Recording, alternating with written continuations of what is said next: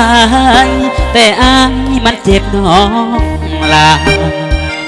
ผู้อยู่น้องว่าเป็นน้องหากสีเข้าใจแนวอายมันหามักน้องจนหมดหัวใจหักโอกกันแบบง่ายง่ายเหยียบใจเจ็บแห้งคนดี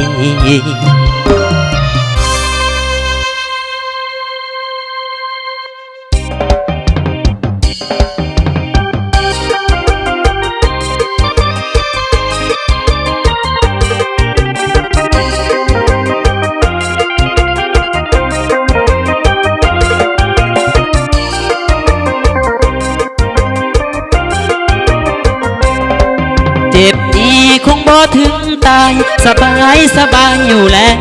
คนดีใจอ้ายถึกน้องยักดีเจ็บแพ้อีหลีเหมือนมีมีนมากีดใจเคยท้อถอยน้อยใจเหมือนกันอ้ายเคยคิดซ้ำอยากจะฆ่าตัวตายอกหักอยากประสดชีวิตให้สิ้นชีวิตนี้ความแพ้พ่ายคิดไปคิดมาคงบ่มีความหมายถ้าเฮาตายสิได้อีหยังขึ้นมาน้องสังกาโอ้ยสังกาบ่เห็นใจจากน้อง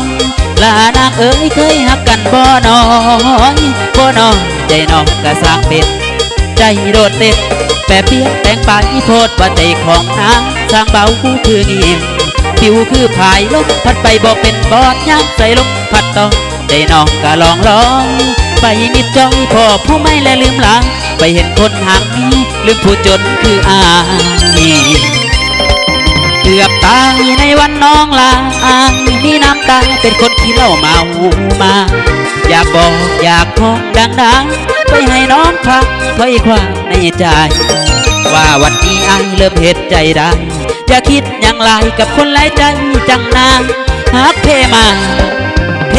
ย้อนใจนักไปเป็นอื่นบุญพลาของอายก็สมเจ้าผู้งามถึงหักห่างอย่างน้อยก็เสียใจก็ถึงตายดอกค่ะอายผิดหวังก็อยู่ได้